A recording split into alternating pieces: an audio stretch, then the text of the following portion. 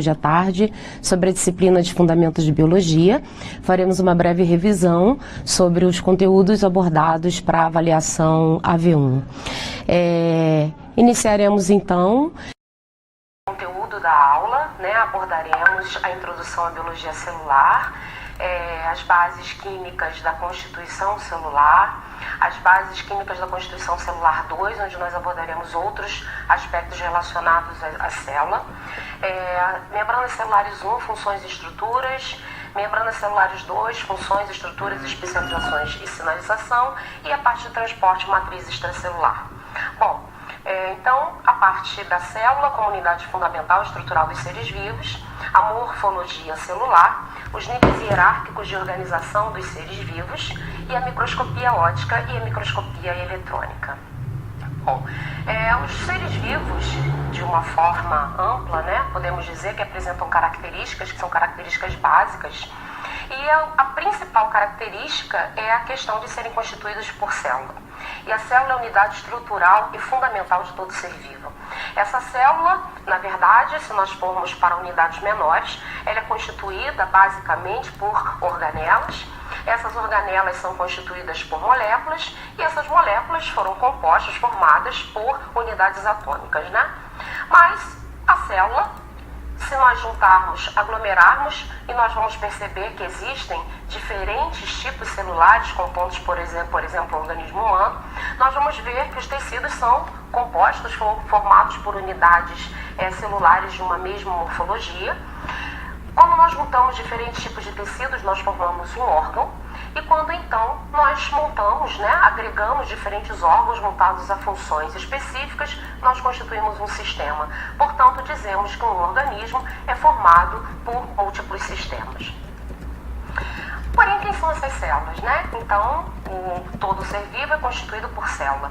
Porém, nós dizemos que existem seres vivos constituídos por um único tipo celular. Entre eles nós falamos dos protozoários, as bactérias, os fungos, dentre os fungos apenas as leveduras e algas unicelulares.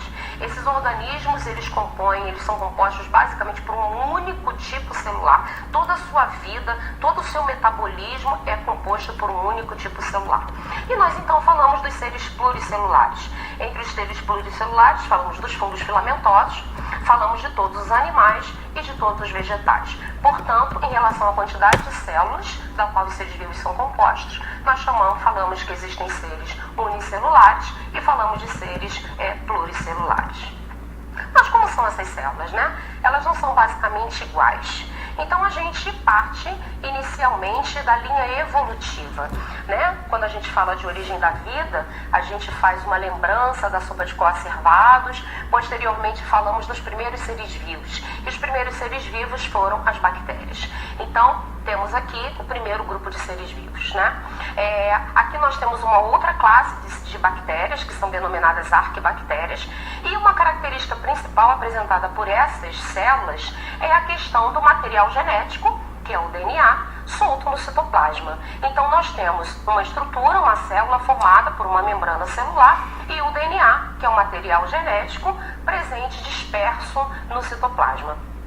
Com a linha evolutiva, nós tivemos aqui uma grande modificação. E uma grande modificação morfológica foi a presença da carioteca. Carioteca é membrana nuclear. Então, a partir de um determinado corte da linha evolutiva, a gente encontra os seres que vão apresentar o DNA contido dentro do núcleo, porque o núcleo é delimitado por uma membrana chamada carioteca. Portanto, nós dizemos que existem basicamente dois tipos iniciais de células. As células procariotas, então são células que têm anteriores evolutivamente ao surgimento da carioteca, e esses então são as células das bactérias. E nós vamos encontrar as células que são dotadas de carioteca, e são as células denominadas eucariotas, porque em biologia, biologicamente, semanticamente, nós dizemos que o prefixo eu significa de verdade. Então nós vamos encontrar células das bactérias procariotas, então somente as bactérias vão apresentar célula do tipo procariota, e nós vamos encontrar todos os animais, nós vamos encontrar os vegetais, e nós vamos encontrar os fungos e vamos encontrar os protozoários apresentando célula do tipo eucarioto. Bom, mas mesmo sendo eucarioto, as células não são iguais, elas vão apresentar características morfológicas diferentes. Basicamente, vão apresentar um repertório de organelas, de estruturas comuns a todas elas. Mas a diferenciação é, por exemplo, célula animal vai apresentar centríolo e as células vegetais não apresentarão. As células vegetais, por exemplo, apresentam parede celular, apresentam vacúolos contráteis e apresentam cloroplasto, o que a célula animal não apresenta. Mas, de uma forma geral, dizemos que existe uma similaridade muito grande entre as organelas presentes tanto na célula vegetal quanto na célula animal. Bom, dentro de um contexto celular, a gente imagina que essas células foram descobertas, né? E a gente, então, passa para três grandes pesquisadores, três grandes indivíduos que fazem parte da história da microscopia. Um deles foi o Zacharias Janssen, que na verdade a ele é atribuído todo um trabalho com base em jogos de lentes, né? E a gente fala que ele primeiro fez um primeiro modelinho de um microscópio, né, básico em 1608, bem rudimentar. Era apenas um tubo composto por duas lentes que aumentava, né? É mais semelhante a uma lupa dos dias de hoje do que propriamente dito um microscópio, mas a base da microscopia vem dele. E depois nós temos dois grandes pesquisadores, Robert Hooke e Anthony van Leeuwenhoek, que eles vão trabalhar com a microscopia relacionada aos seres vivos. Robert Hooke, ele fez uma observação em cortiça. Cortiça é um tecido vegetal. E a esses espaços ele chamou de cell, que hoje é o que nós chamamos de célula. Na verdade, ele fez essa primeira observação no microscópio que ele aperfeiçoou com base em um primeiro microscópio rudimentar feito pelo próprio Leeuwenhoek. Mais tarde, alguns anos depois, Leeuwenhoek criou um outro microscópio dele, né? Foi uma outra metodologia criada por ele, e foi quando Leeuwenhoek viu numa gota de água, né, de uma gota de rua, que ele observou formas que se mexiam e começou a ter a primeira suposição que haviam formas de vida não visíveis aos olhos, né, humanos, e essas formas ele inicialmente denominou de animáculos. E ali ele então passou a observar e descrever fibras musculares, bactérias, protozoários, fluxo de sangue, nem capilares de alguns animais como os peixes. Então nós temos assim, a partir daí, basicamente século XVII, a início da microscopia. Então a gente denomina como microscopia a visualização de estruturas microscópicas com diferentes finalidades laboratoriais. E é claro que a gente também precisa considerar que o tamanho, né, a proporção do micro-organismo ou da célula é extremamente importante para o tipo de microscopia que vai ser utilizado. Então, inicialmente nós falamos do metro. O metro é a unidade de medida padrão que nós temos. E se nós pegarmos, por exemplo, um metro e dividirmos o metro 1000 vezes, nós encontramos 1 milímetro. Portanto, milímetro é a milésima parte do metro. E nós vamos encontrar na natureza inúmeras formas, né, como, por exemplo, insetos, formiga, inúmeros micro-organismos, organismos vivos dentro dessa proporção. Mas se nós pegarmos, por exemplo, um milímetro, que é a milésima parte do metro, é aquele pedacinho pequenininho da régua. Se nós pegarmos 1 milímetro e nós dividirmos 1000 vezes, nós chegamos a 1 micrômetro. E o micrômetro, então, é a milésima parte do milímetro, que é a milésima parte do metro. E aí nós já não temos mais a capacidade de observação através do olho humano, e a gente, então, passa a ter a utilidade de um microscópio óptico. Então, por exemplo, células, protozoários e bactérias já serão observadas pelo microscópio óptico. Mas se nós pegarmos, por exemplo, um micrômetro e dividirmos mais 1000 vezes, nós chegamos a um nanômetro.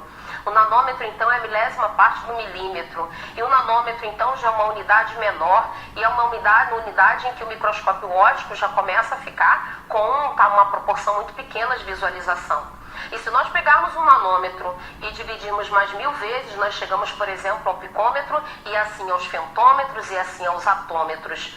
E aí, quando nós atingimos, por exemplo, a esfera dos picômetros e dos pequenos nanômetros, a gente já não tem mais a microscopia óptica como algo de observação de estruturas e nós precisamos da microscopia eletrônica. Então, basicamente, nós temos dos micrômetros aos nanômetros, visto pela microscopia óptica, e nós temos dos metros aos milímetros a observação a olho nu, né? Então, nós temos uma necessidade. Então, por exemplo, os vírus somente são visíveis a partir do microscópio óptico. Então, nós falamos, né, da microscopia óptica. Então, célula animal, célula vegetal e bactérias serão visualizadas pela microscopia óptica e as unidades que serão menores serão vistas pela microscopia eletrônica até um determinado ponto. Porém, nós podemos pegar, por exemplo, uma bactéria ou uma célula e vê-la, observá-la em microscopia eletrônica numa proporção muito superior e inclusive com seus constituintes internos. Bom, passamos para a aula 2. A aula 2 já fala das bases químicas da constituição celular, interação atômica e formação de moléculas, importância da água, vitaminas e sais minerais e da estrutura e função dos lipídios. Bom, basicamente quem somos nós, né? Nós somos constituídos, o nosso corpo é formado por compostos orgânicos e compostos inorgânicos. Fazendo parte dos compostos inorgânicos, nós falamos da água e dos sais minerais. Dentre os sais minerais, nós vamos citar depois manganês, magnésio, cálcio, cloro, selênio, zinco, entre outros. Já dos compostos orgânicos, a gente fala proteínas, carboidratos, lipídios, ácidos nucleicos e as vitaminas, né? Bom, primeiro aspecto, né, que a gente fala é que essas moléculas, todas esses compostos, eles têm uma interação atômica, uma interação molecular.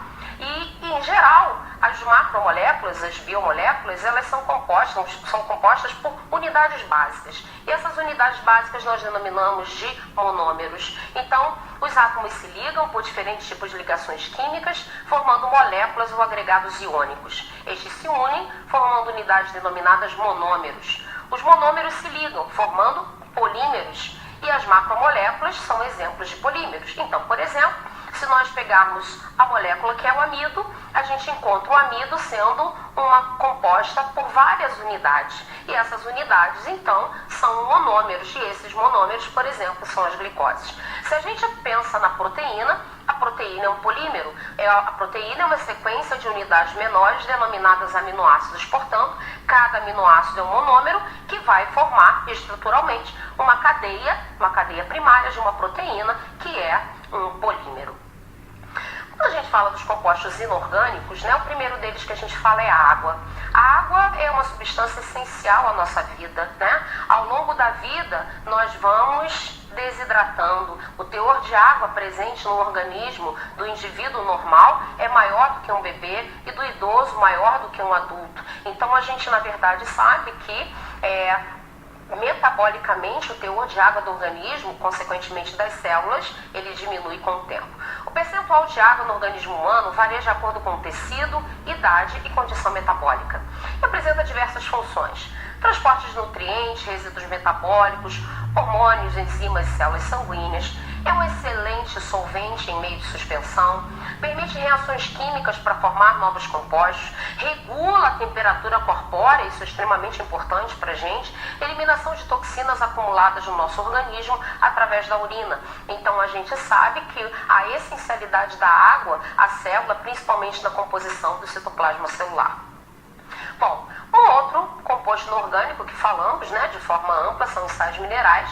Eles, em geral, são obtidos através da alimentação, costumam ter ação específica para alguns tecidos e outras funções metabólicas, e cada elemento desse vai entrar na composição ou vai agir como elemento essencial do funcionamento de uma glândula, de uma contração muscular, como por exemplo, o iodo é essencial à formação dos hormônios T3 e T4, tetraiodotiroxina e triiodotiroxina produzidos pela glândula tireoide. A gente fala do potássio e do cálcio, né? Principalmente potássio, a contração muscular, no cálcio, nos ossos, dentes e músculos, e a gente sabe que esses sais minerais eles são obtidos através da alimentação principalmente. Depois nós falamos dos compostos orgânicos. E dos compostos orgânicos fazem parte proteínas, carboidratos, lipídios e ácidos nucleicos, e vamos ver um pouco de cada um desses compostos orgânicos. Esses compostos orgânicos também são denominados biomoléculas, ok? Também são denominados macromoléculas. O primeiro composto que nós falamos, são os lipídios, né? São compostos de baixa solubilidade em água e outros solventes polares, devido a características hidrofóbicas que apresentam. E em primeiro momento os lipídios vão ser divididos em dois grandes grupos, os não saponificáveis e os saponificáveis. A palavra saponificação vem de formação de sabão, né? Porque historicamente nós temos os sabões sendo formados a partir basicamente de gordura e soda cáustica, né? A gente encontra pelo interior as pessoas ainda fabricando sabão artesanal. Mas vamos lá. Os sabões, os lipídios não saponificados, são aqueles que não apresentam ácidos graxos na sua composição, enquanto os saponificáveis apresentam. Então, eles têm ácidos graxos. Portanto, estamos neste momento denominando que os ácidos graxos são estruturas, né? São moléculas específicas dos lipídios. Fazendo parte dos lipídios não saponificáveis, falamos do colesterol, hormônios esteroides, vitaminas lipossolúveis, como por exemplo, vitamina E e vitamina K. E fazendo parte dos saponificáveis, falamos dos óleos e das gorduras. Portanto, já inicialmente dizemos que o colesterol é um lipídio, mas o colesterol não é uma gordura, né? Então, o colesterol é um lipídio não saponificável, um exemplo de lipídio não saponificável. Bom, quem são esses ácidos graxos, né? Esses ácidos graxos, na verdade, são cadeias carbônicas que apresentam um grupamento carboxila e depois uma cadeia carbônica, uma cadeia de carbonos. O que nós vamos perceber é que existem dois tipos básicos, principais, de ácidos graxos. Então, os primeiros ácidos graxos nós vamos chamar de ácidos graxos saturados, porque eles vão apresentar apenas ligações químicas entre os carbonos existentes em sua cadeia. Por isso, eles vão apresentar uma estrutura linear semelhante a essas aqui, né? São bastões. Já o ácido graxo insaturado, ele apresenta uma dupla ligação em algum momento da sua cadeia carbônica. E quando ele apresenta essa dupla ligação, a molécula então sofre uma conformação cis ou trans e ele então passa a ter uma dobra. Então a gente tem como estrutura principal os ácidos graxos que vão apresentar uma estrutura saturada e um insaturado. Dizemos, né, que por exemplo, quando um lipídio saponificável, então são os que compõem, tem a presença de ácidos graxos, quando eles são compostos basicamente por ácidos graxos saturados, eles então empacotam de uma outra forma, mas ficam mais juntinhos uns dos outros e em geral vão apresentar a estrutura, o aspecto sólido à temperatura ambiente. Então, por exemplo, a gente pode dizer que a manteiga, a banha presente nas carnes, né, ela é um exemplo de gordura saturada. Quando a gente fala daquelas que são compostas por lipídios, né, os lipídios que são compostos basicamente por ácidos graxos insaturados, devido à presença dessa estrutura, né, por causa da quebra da molécula, né, dessa dobra da molécula cis ou trans, a gente tem, na verdade, uma característica oleaginosa. Ela vai apresentar um meio mais líquido e isso, então, é o exemplo, por exemplo, dos óleos, né? Então, a gente diz que, em geral, os óleos apresentam como característica a presença de ácidos graxos do tipo insaturado e as gorduras, como, por exemplo, a banha, a gordura das carnes, apresenta a presença de ácidos graxos do tipo saturado. Fazendo parte da aula 3, falaremos das proteínas, os carboidratos e os ácidos nucleicos. Bom, quem são proteínas, né? Proteínas são sequências de aminoácidos, são cadeias de aminoácidos e unidas por ligações peptídicas e com sequências específicas do tipo de proteína. As proteínas humanas são compostas por combinações de 20 tipos diferentes de aminoácidos. Então, não importa se é uma proteína que tenha 1000 aminoácidos, 400 aminoácidos, 80 aminoácidos, esses aminoácidos somente estarão em 20 tipos diferentes de aminoácidos. Esses aminoácidos eles vão ser divididos em dois grandes grupos, os aminoácidos não essenciais e os aminoácidos essenciais. Qual é a grande diferença entre elas? Essa questão do essencial e não essencial não está ligado diretamente à importância existente para o organismo. Não é isso. Aqui nós vemos uma sequência de aminoácidos, né? Vemos toda essa sequência e eles vão se repetindo e vão ter a importância, cada um deles, dentro da estrutura primária que a proteína apresentar. A grande questão relacionada ao essencial e não essencial é a capacidade que o organismo tem de sintetizar esse ácido, esse aminoácido. Então, por exemplo, olhem para cá. Dentre os 20 tipos de aminoácidos, 12 são não essenciais. Então, vamos imaginar que o organismo precise, nesse momento, de uma glicina. Então, eu não preciso ingerir uma proteína que contenha glicina para que eu tenha glicina disponível para sintetizar as minhas proteínas. O meu organismo, ele vai pegar um outro aminoácido e ele vai transformar, quimicamente, esse aminoácido em uma glicina. Então, não necessariamente eu preciso ingerir uma proteína que tenha glicina em sua estrutura primária, porque a hora que o organismo precisar, ele fabrica. Porém, aqueles que são essenciais, que são 8, existe uma condição. Se eu, por exemplo, na hora de uma síntese de proteína, necessitar de um triptofano, eu só vou ter disponível no meu organismo o triptofano se eu tiver ingerido uma proteína na minha alimentação que tenha triptofano. Porque o meu organismo não é capaz, assim como da maior parte dos animais, ele não é capaz de transformar outro aminoácido em fenilalanina, valina, triptofano, treonina, lisina, leucina, isoleucina e metionina. Portanto, aqueles aminoácidos essenciais são aqueles que o organismo não produz, eu preciso adquiri-lo prontamente em uma proteína na alimentação. Já os não essenciais, metabolicamente, quando há necessidade, o organismo então converte um outro tipo de aminoácido nesse tipo de aminoácido. E as proteínas, de forma geral, vão estar estruturalmente na queratina, no colágeno, na elastina, ação hormonal, os hormônios são proteínas, então a insulina, o glucagon. A gente fala de ação enzimática, a lactase, a maltase, são enzimas, Enzimas são proteínas. Imunológica, porque os anticorpos são proteínas, A gente fala ainda de outras funções, nutritiva, transporte citoplasmático. Então, nós vamos aprender que, por exemplo, LDL e HDL são lipoproteínas plasmáticas. Então, a gente fala da importância da proteína para o organismo. A próxima biomolécula que falamos são os carboidratos. Os carboidratos são denominados também como glicanos, sacarídeos ou glicídios e desempenham funções energética, estrutural, bem como são importantes para muitos eventos de reconhecimento celular. São classificados sob diferentes características, como quanto à quantidade de carbonos e a quantidade de unidades básicas. Inicialmente, falamos aqui da quantidade de carbonos. Por exemplo, aqui estão destacados a quantidade de carbonos existente no composto.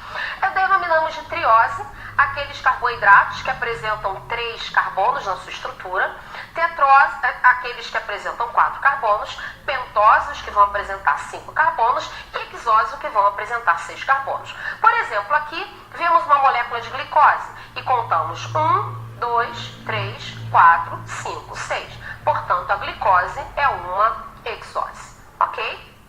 E eles vão sempre apresentar o dobro da quantidade de carbonos, o dobro de hidrogênios em relação ao de carbono e a mesma quantidade de oxigênio. Tudo bem? Aqui nós temos um exemplo da molécula de DNA, por exemplo, que vai apresentar uma pentose. Enquanto quando nós formos falar de ácidos nucleicos, voltaremos a falar dessas pentoses.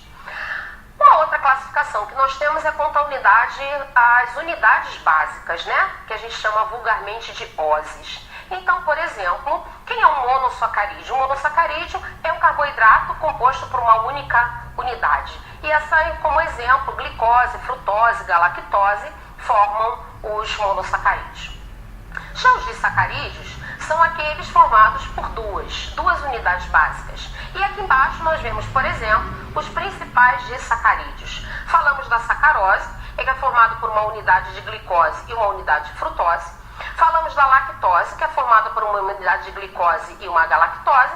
E falamos, por exemplo, da maltose, que é uma glicose associada a outra glicose.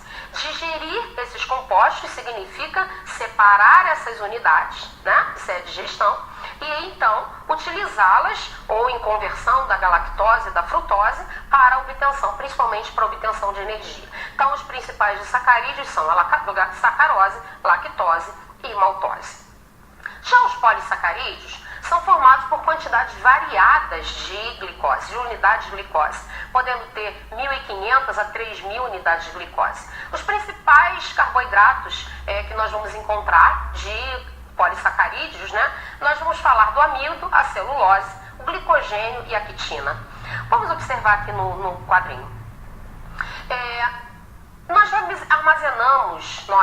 animais, armazenamos glicose no nosso organismo sob a forma de glicogênio. É a primeira forma que nós armazenamos glicose. Já o vegetal, ele armazena sob a forma de amido. O vegetal faz fotossíntese, durante a fotossíntese ele fabrica o seu combustível, né, o seu alimento, que é a glicose, e ele então armazena a glicose em suas células sob a forma de amido. E nós armazenamos sob a forma de glicogênio. Já estruturalmente, falamos que os vegetais apresentam celulose e nós apresentamos quitina. Quando eu digo nós, eu estou falando dos animais de forma geral. Por exemplo, aqui em cima, você pode observar um exoesqueleto de um inseto, né? E os insetos apresentam um esqueleto de quitina. Quitina é um carboidrato formado basicamente por inúmeras unidades de glicose. Então, os principais polissacarídeos são amido e celulose, vegetais, glicogênio e quitina, são os polissacarídeos animais. Agora nós falamos dos ácidos nucleicos, né? Os ácidos nucleicos são denominados, fazem parte principalmente, eles estão relacionados ao material genético, né? E o ácido desoxirribonucleico, que a gente tem ainda por base chamar de DNA, mas na sigla em português é ADN, né? Nós vamos encontrar em provas, em concursos, a sigla ADN, por essa ser a sigla em português, apesar de ainda encontrarmos várias pessoas falando, e às vezes nós mesmos falamos de DNA. Também encontramos o RNA, que na verdade é ARN. Então, ADN, ácido desoxirribonucleico, ARN, ácido ribonucleico. Esses ácidos nucleicos são compostos por um grupamento fosfato, por uma pentose, que nós já falamos, pentose são carboidratos de 5 carbonos, né? E uma base nitrogenada. Então, quando nós comparamos um ADN com um ARN, nós observamos, por exemplo, que o ADN é formado por o DNA é formado por bases nitrogenadas, citosina, guanina, adenina e timina, que aprenderemos mais à frente, e vamos ter como pentose o desoxirribonucleico. E o ARN, o RNA, nós vamos ter como bases nitrogenadas citosina, guanina, adenina e uracila, e a pentose é uma ribose. Bom, passamos agora para a aula 4. A aula 4 apresenta para a gente organização celular e composição da membrana celular. Quem é uma célula, né? Estruturalmente, uma célula é composta basicamente por 3 estruturas básicas que desde a época da escola a gente já apresentava.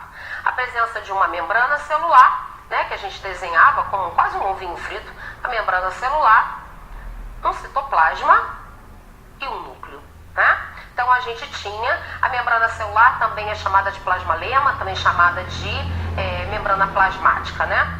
Bom, a membrana celular é a parte externa da célula, semipermeável, que delimita o meio intracelular do meio extracelular. Então, nós vamos ter aqui fora o meio extracelular, externamente a célula, e o meio intracelular, que é onde está o citosol, ou o citoplasma, como nós vamos denominar.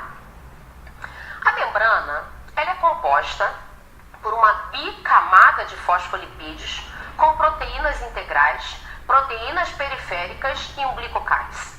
As membranas das células animais ainda podem apresentar colesterol, que são essas estruturas amarelinhas aqui, por entre a bicamada de fosfolipídios. Então, somente as células animais apresentam colesterol em função da necessidade de enrijecimento dessa membrana. Bom, vamos olhar aqui o desenho.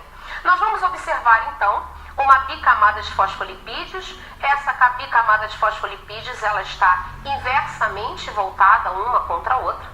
E entre E os fosfolipídios nós encontramos proteínas que atravessam a membrana de um lado a outro.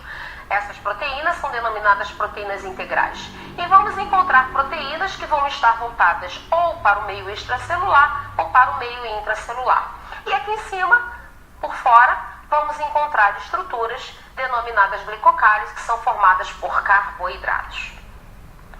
Quem são esses fosfolipídios, né? Primeiro que eles apresentam natureza anfipática, anfi2, com cabeça polar e longas cadeias hidrocarbonadas apolares. Quando nós falamos que a membrana celular é formada por uma bicamada de fosfolipídios, nós vamos encontrar que essa parte, que tanto está voltado para o meio extracelular, quanto a que está voltado para o meio intracelular, ela tem característica polar, ou seja, ela é hidrofílica. Então, essa parte do fosfolipídio tem afinidade pela água. Porém, essa camada interna, formada essas caudas, né, formada pelas cadeias de hidrocarbonetos do fosfolipídio, elas são apolares, portanto elas são hidrofóbicas, repelem água. Então nós vamos encontrar essa bicamada de fosfolipídios disposta de forma contrária. Bom, a partir de conhecermos as membranas celulares, vamos começar a perceber melhor como essas estruturas funcionam, né? Na aula 5 falamos das funções, estrutura, especializações e sinalização. Glicocálice, modelo do mosaico fluido, especializações de membrana, comunicação e sinalização intercelulares. Então vamos lá, né?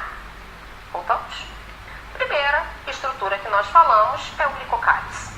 O glicocálice é formado por carboidratos, dos glicolipídios e glicoproteínas, que se localizam na face externa da membrana celular. Lembrando que uma glicoproteína é um composto que tem uma parte proteica e uma parte de carboidrato. Um glicolipídio tem uma parte de lipídio e uma parte de carboidrato.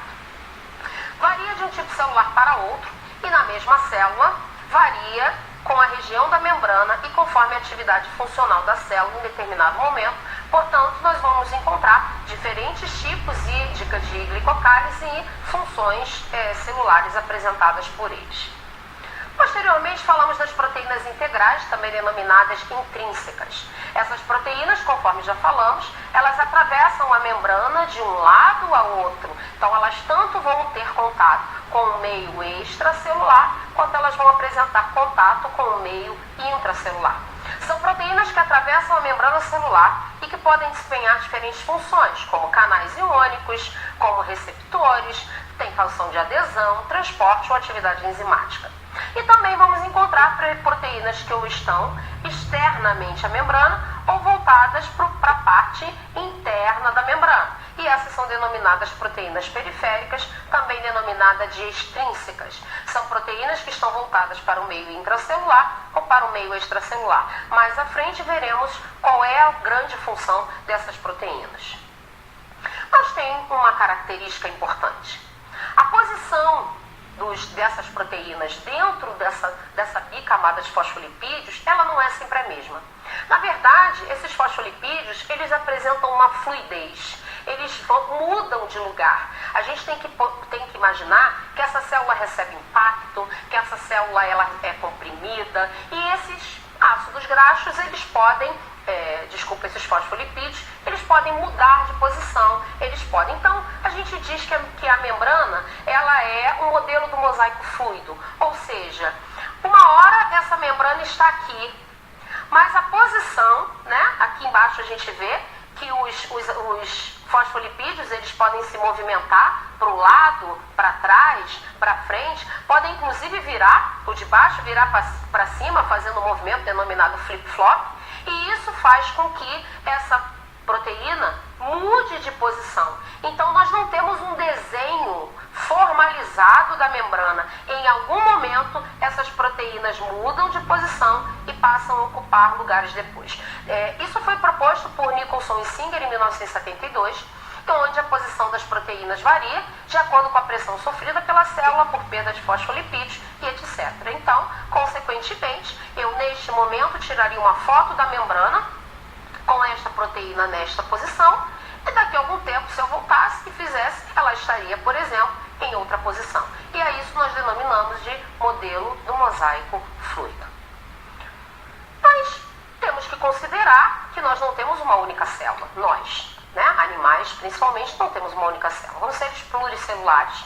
E vão existir no organismo células que estão justapostas. Células justapostas são células que têm uma membrana muito próxima da outra membrana.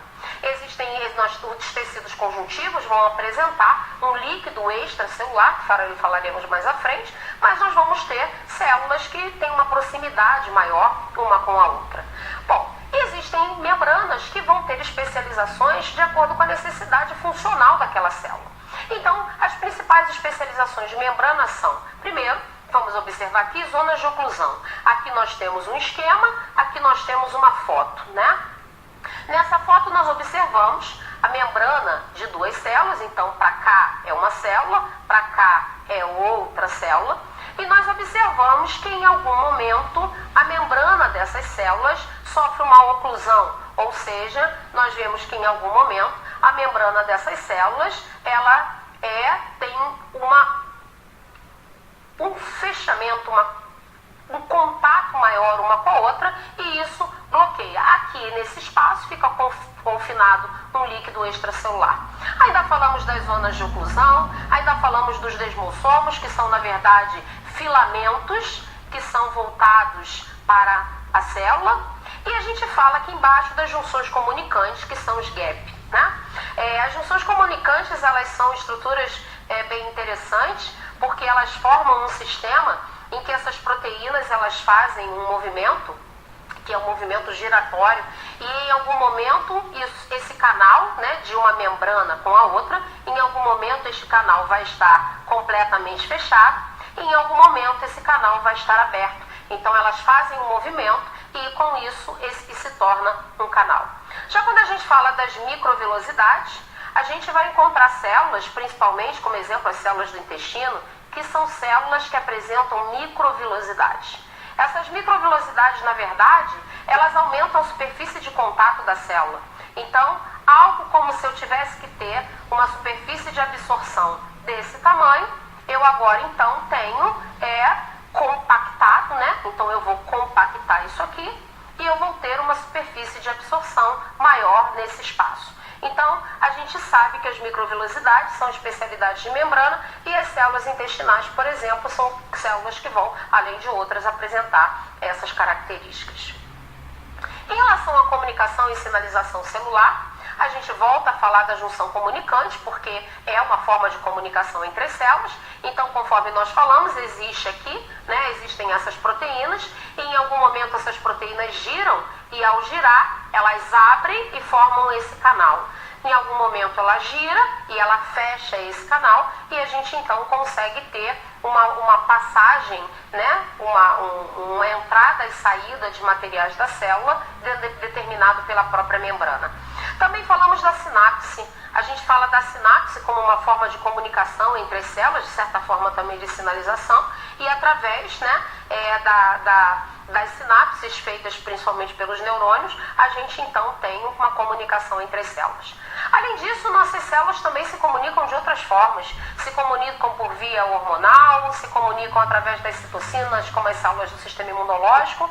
E aí a forma de comunicação entre as células, em geral, é mediada por proteínas, hormônios ou citocinas. Mas uma questão, para que uma célula, então veja aqui o desenho, por favor.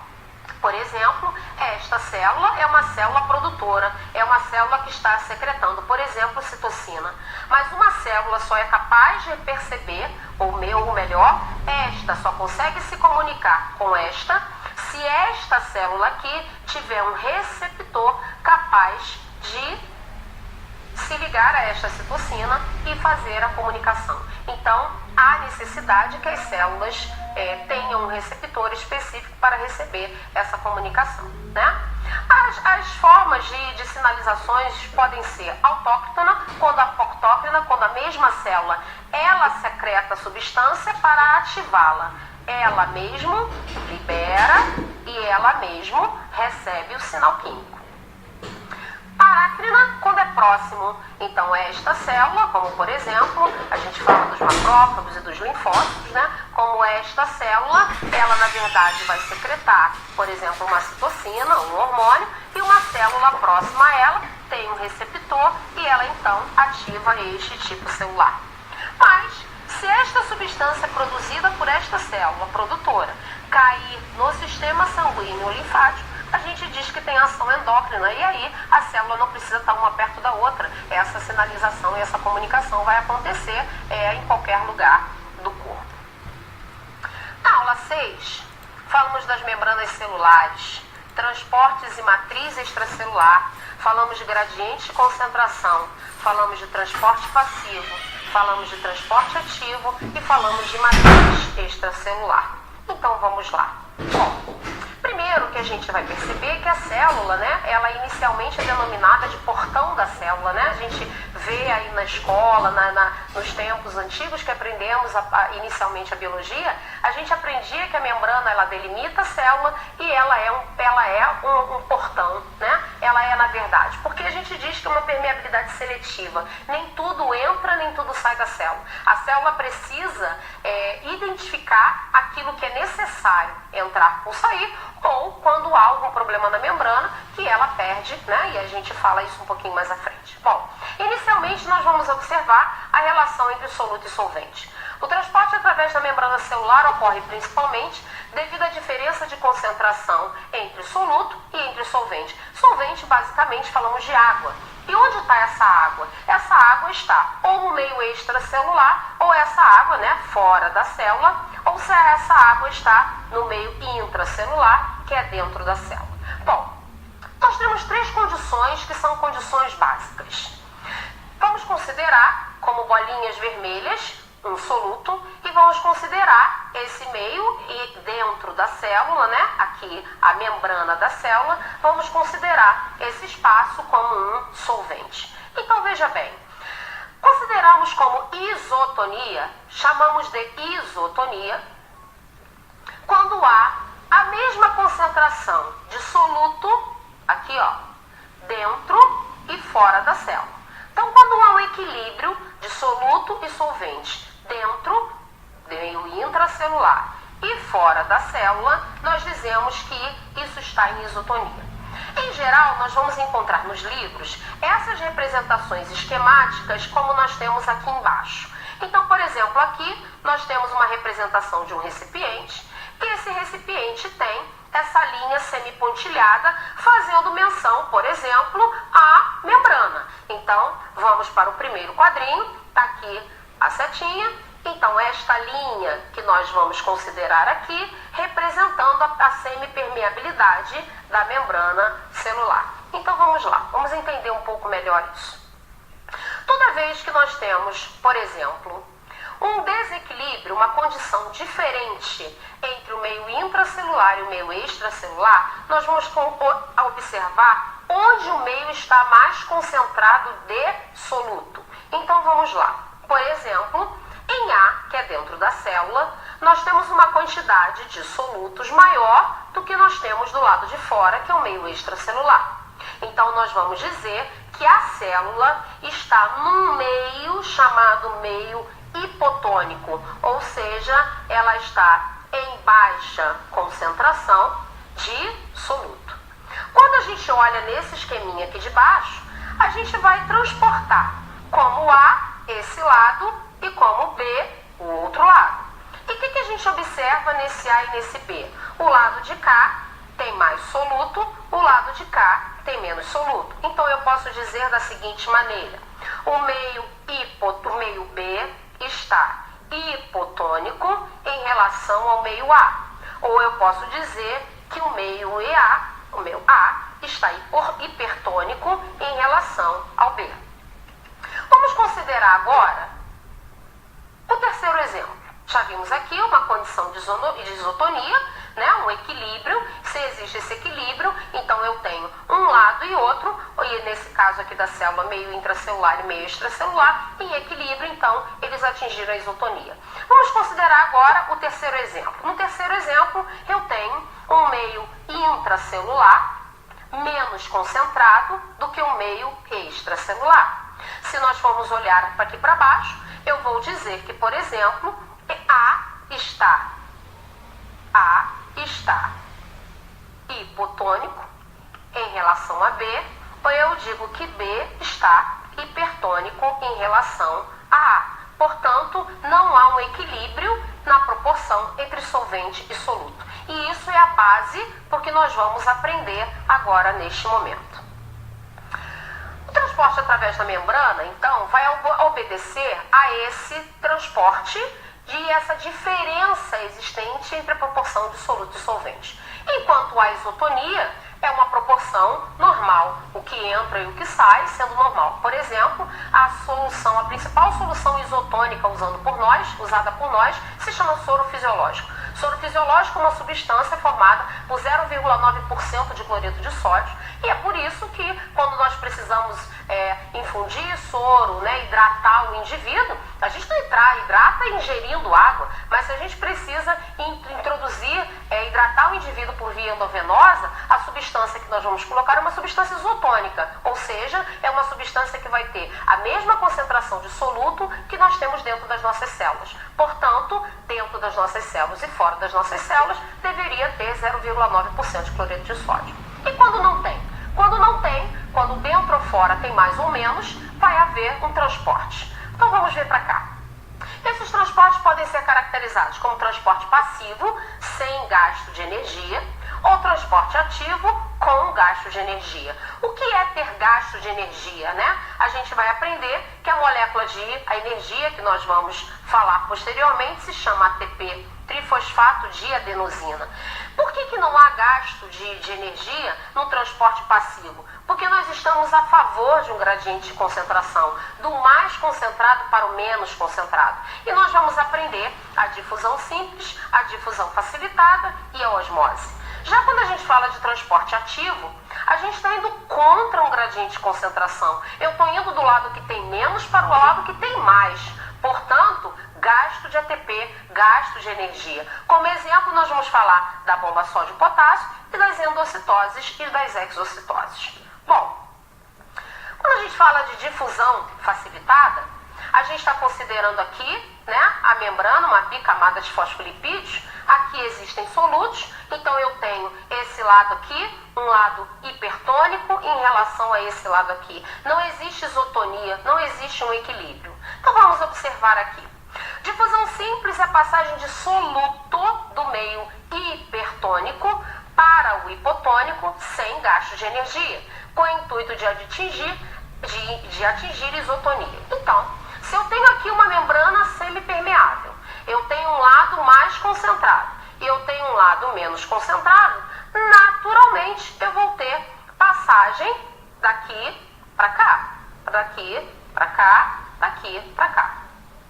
Até quando? Até quando eu vou ter passagem de substâncias de um lugar para outro, Teremos passagem de substâncias de um lugar para outro até que se atinja a isotonia. Quando a quantidade de soluto for igual fora da célula ou dentro da célula, nesse caso representado pelo meio A e o meio B, eu digo que atingiu a isotonia. Portanto, difusão simples é a passagem de soluto do meio hipertônico, porque esse meio aqui,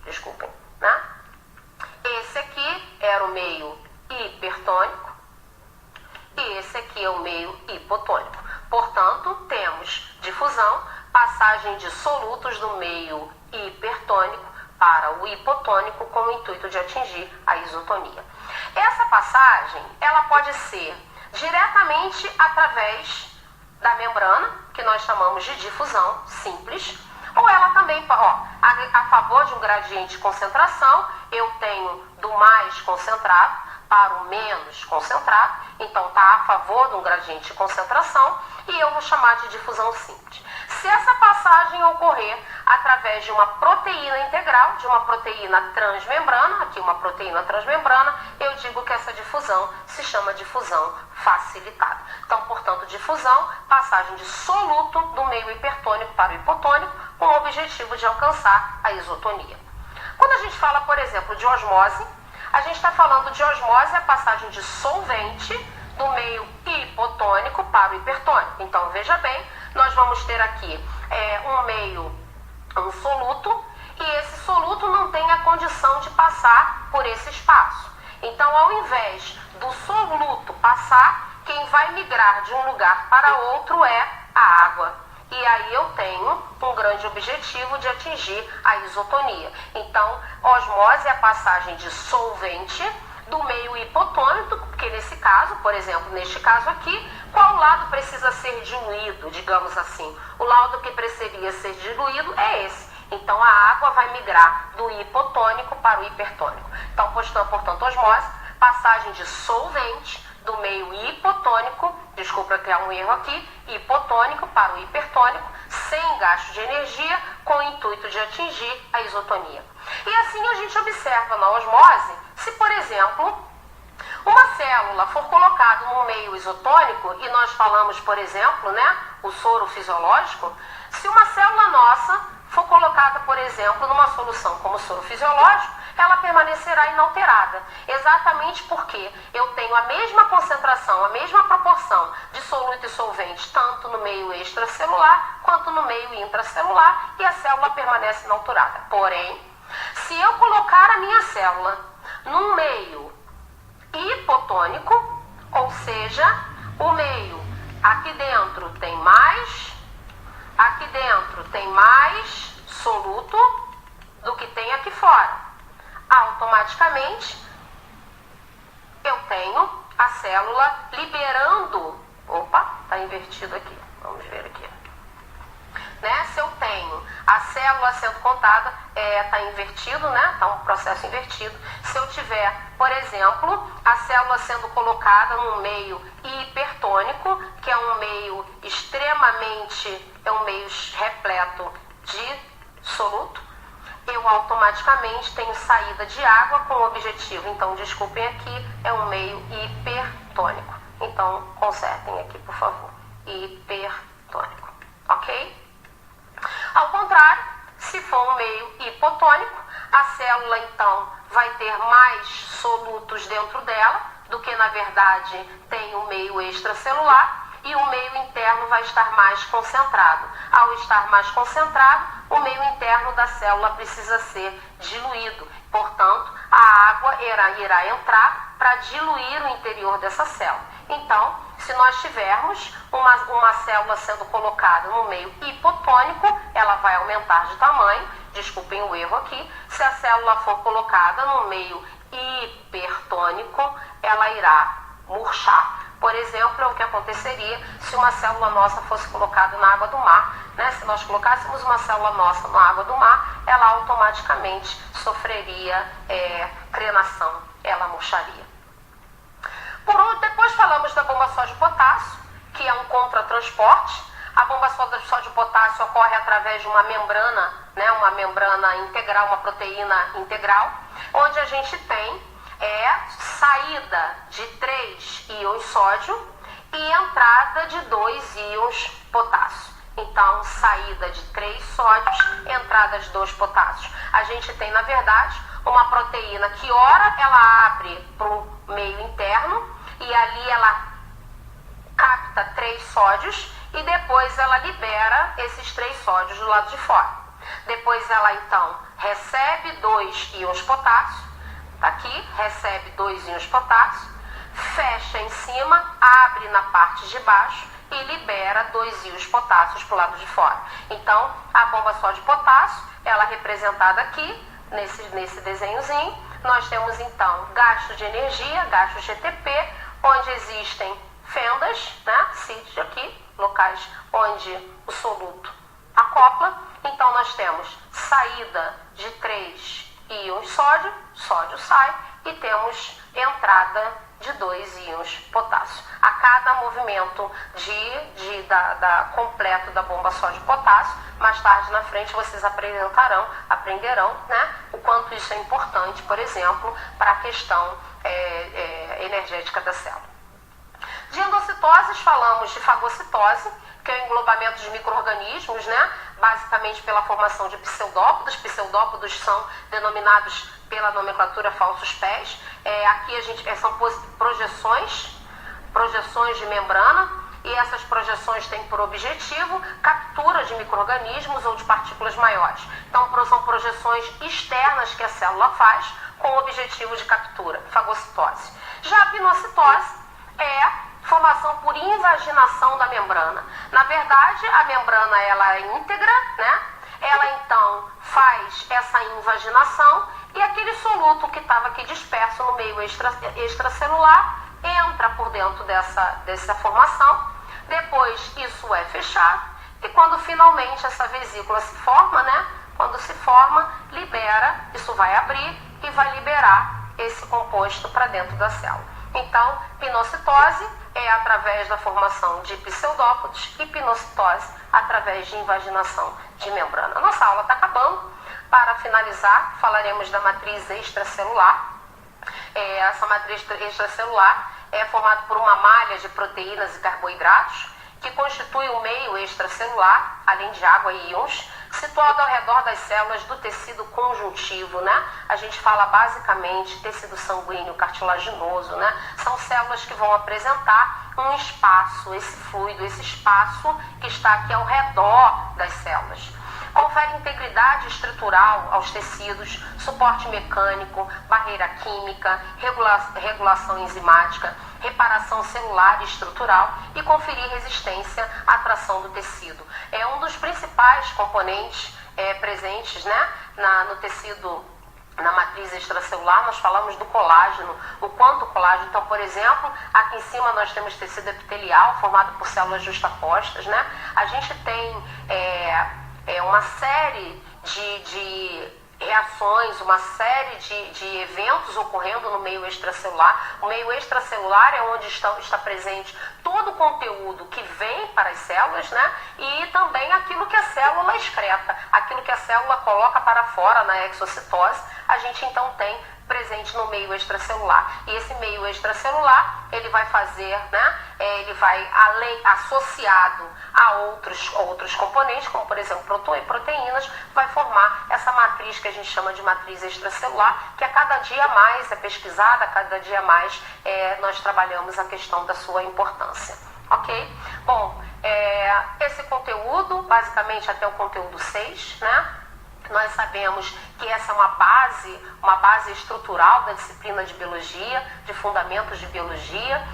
Nós temos que ter uma ideia de que tudo isso que nós estamos vendo em fundamentos de biologia é extremamente importante para outras disciplinas que vocês terão mais à frente: a fisiologia, a bioquímica, a patologia, a farmacologia, a microbiologia, a parasitologia, a imunologia, a cinesiologia. Então nós temos fundamentos de biologia como uma base do conceito. Então, a partir do momento que nós entendemos o que é uma célula, como unidade estrutural, como ocorre o funcionamento de um elemento celular, a gente consegue entender. Eu não consigo entender um todo se não existe o pequeno. Eu não consigo entender a funcionalidade de um tecido se eu não consigo entender a capacidade de uma célula. Se eu penso num órgão como um fígado, eu tenho que pensar no hepatócito. Se eu penso, por exemplo, num osso, eu tenho que pensar no osteócito. Se eu, na verdade, penso em se eu penso no sistema nervoso como um todo, eu preciso entender o neurônio, eu preciso entender toda a sinapse feita pelo neurônio, eu preciso entender as proteínas que tem, os hormônios que agem. Então, nós vemos a disciplina de fundamentos de biologia como algo extremamente fundamental para todo o conhecimento que nós temos de base para as disciplinas que virão à frente. Eu desejo que vocês tenham sucesso na prova. A minha orientação é que vocês estudem aula por aula, peguem o conteúdo de aula 1, estudem o conteúdo de aula 1, refresca a cabeça, pega o conteúdo de aula 2, para um pouquinho, usem vários métodos cognitivos de aprendizado, utilizem, falem, escrevam, desenhem, façam perguntas e vocês mesmos respondam, porque a gente precisa ter este conhecimento de base. Esperamos ter colaborado para o seu desempenho, melhor desempenho, esperamos que vocês tenham sucesso e agradecemos a aula dada. Então, boa tarde a todos e muito obrigada.